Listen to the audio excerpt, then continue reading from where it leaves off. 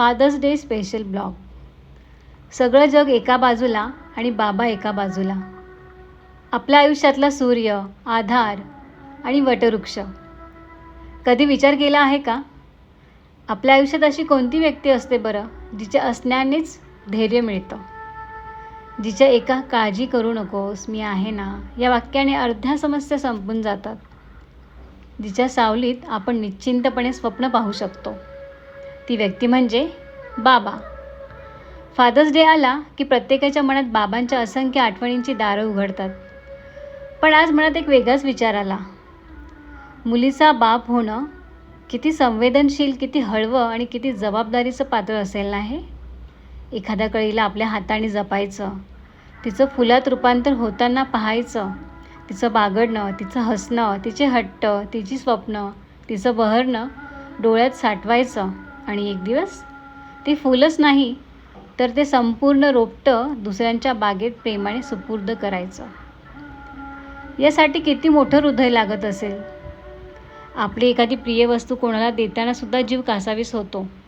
मग आपल्या जीवापाड जपलेल्या लेकराला दुसऱ्यांच्या स्वाधीन करणं ही किती मोठी गोष्ट असेल. मुलगी आणि बाबा हे नातंच काहीसं जादुई असतं.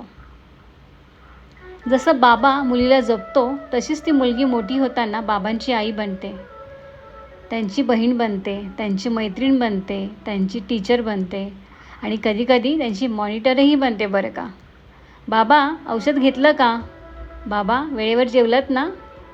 बाबा, आता थोडी काळजी घ्या बरं" असं म्हणत म्हणत ती नकळत त्यांच्या आयुष्याचा एक भाग बनते. आणि या नात्यात प्रेम असतं, काळजी असते, जिव्हाळा असतो आणि एक अदृश्य पण अतूट धागा असतो. पण हेच नातं मुलगा आणि बाबामध्येही तितकंच सुंदर असतं. मुलाचा पाया भक्कम करणारा, त्याला आयुष्याची शिदोरी देणारा, स्वतःचा अनुभव, कष्ट, मूल्य आणि जबाबदारीचा वारसा पुढे देणारा तो बाबा असतो. मुलगा आणि बाबा यांच्यात एक वेगळी मैत्री असते. कधीकधी कमी शब्दात बोलणारी, पण खूप काही सांगून जाणारी, एकमेकांच्या खांद्याला खांदा लावून उभं राहणारी, आयुष्याचा अनुभव आणि नव्या पिढीची स्वप्न यांना जोडणारी. म्हणूनच बाप लेक या शब्दातला लेक हा मुलगाही असू शकतो आणि मुलगीही. कारण दोघांसाठीही बाबा म्हणजे आधार, विश्वास, सुरक्षितता आणि निस्सीम प्रेम. लहानपणी पहिली सायकल शिकवणारे बाबा, शाळेच्या पुस्तकांना कव्हर घालणारे बाबा, पालक शिक्षक सभेला हजेरी लावणारे बाबा, मोठ्या कॉलेजची फी भरताना स्वतःच्या गरजा मागे ठेवणारे बाबा, आपल्या प्रत्येक हट्टामागे उभे राहणारे बाबा. "घेऊया आपण" असं म्हणत आश्वासन देणारे आणि ते पूर्ण करणारे बाबा. आपल्या लेकरांना पैशाची, सुरक्षिततेची, आधाराची कमतरता कधीच भासू न देणारे बाबा. आणि मुलांच्या लग्नात डोळ्यात पाणी असतानाही चेहऱ्यावर हसू ठेवून वावरणारे बाबा. हे सगळं आठवलं की एकच शब्द मनात येतो: आधार.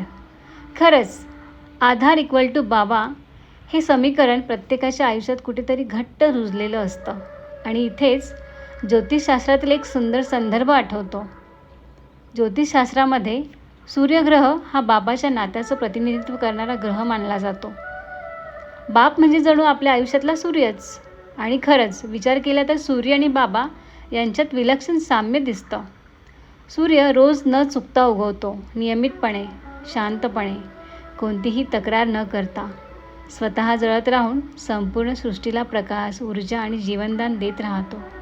त्याची प्रसन्नता, कर्तव्यदक्षता, जबाबदारी, सातत्य आणि निशब्दपणे स्वतःचं कर्तव्य पार पाडण्याची वृत्ती, हे सर्व गुण जणू बाबांच्या व्यक्तिमत्वातच उतरलेले असतात.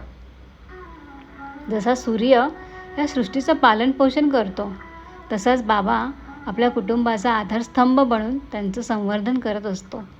कुटुंबाच्या सुखासाठी, लेकरांच्या भविष्यासाठी, त्यांच्या शिक्षणासाठी, त्यांच्या स्वप्नांसाठी रात्रंदिवस कष्ट करणारा बाबासुद्धा असाच असतो.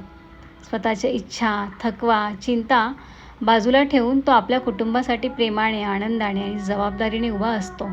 म्हणूनच ज्यांच्या आयुष्यात हा सूर्यरूपी बाबा आहे, ती माणसं खऱ्या अर्थाने भाग्यवान आहेत. आणि ज्यांच्या आयुष्यातून हे पात्र शारीरिकदृष्ट्या लवकर निघून गेलं असेल, त्यांच्याही आयुष्यात त्यांचे संस्कार, शिकवण, आठवणी आणि आशीर्वाद सूर्यकिरणांसारखे कायम सोबत राहतात. कारण बाबा कधीच पूर्णपणे दूर जात नाही. ते आपल्या विचारांमध्ये, आपल्या धैर्यामध्ये, आपल्या निर्णयांमध्ये आणि आपल्या यशामध्ये कायम जिवंत असतात. आणि एक गोष्ट इथे आवर्जून सांगावीशी वाटते, बाबा म्हणजे सूर्य असला, आधारवड असला, तरी शेवटी तोही एक माणूसच असतो. माणूस म्हटलं की वेगवेगळे स्वभाव आलेच.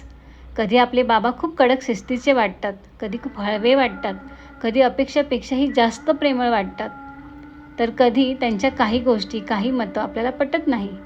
कधी रुसवे-फुगवे होतात, कधी मतभेद होतात, कधी काही न बोलता मनात अंतरही निर्माण होतं.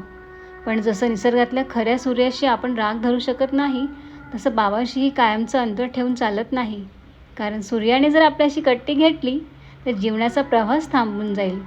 तसंच बाबांचं प्रेम, त्यांची सावली, त्यांचा आशीर्वाद, त्यांची साथ ही आपल्या आयुष्याची एक अनमोल ऊर्जा असते. म्हणून कधीकधी मतभेद झाले, राग आला, काही गोष्टी नाही पटल्या, तरीही शेवटी त्या सूर्यनारायणाकडे परत जावं लागतं. त्या बाबांच्या प्रेमाच्या मिठीत पुन्हा विरघळून जावं लागतं.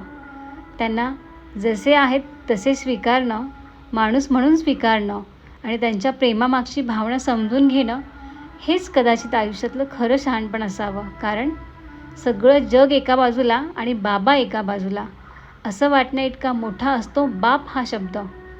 सगळं जग विरोधात उभं राहिलं तरी माझे बाबा माझ्यासोबत आहे, ही भावना अंगात नवी ताकद भरते, आत्मविश्वास देते, उभं राहायला शिकवते. बाप हा फक्त माणूस नसतो, तो एक वटवृक्ष असतो. स्वतः उन्हात उभं राहून सावली देणारा, स्वतःच्या चिंता लपवून लेकरांच्या चेहऱ्यावर हसू आणणारा, स्वतःच्या इच्छा बाजूला ठेवून मुलांची स्वप्न पूर्ण करणारा. आज फादर्स डे निमित्त आपल्या आयुष्यातील या बाबाला, त्या हळव्या मनाच्या मजबूत माणसाला, त्या आधारवडाला मनःपूर्वक साष्टांग नमस्कार, साष्टांग दंडवत, मनःपूर्वक कृतज्ञता आणि मनापासून प्रेम. Happy fathers day. कारण लहानपणी ज्यांच्या खांद्यावर बसून आपण जग पाहिलं, त्या खांद्यांवर किती जबाबदाऱ्या होत्या याची जाणीव आता मात्र मोठे झाल्यावर होते. ज्यांच्या खांद्यावर बसून आपण जग पाहायला शिकलो, त्या खांद्यांची किंमत मात्र मोठे झाल्यावरच खऱ्या अर्थाने कळते. हॅपी फादर्स डे बापा. धन्यवाद. प्रणाली शिवकमल आव्हाड. ब्लॉग आवडल्यास नक्कीच लाईक, शेअर, सबस्क्राईब करा. तुमचा एक प्रतिसाद, एक प्रतिक्रिया लिहिण्यास प्रेरणा देतो.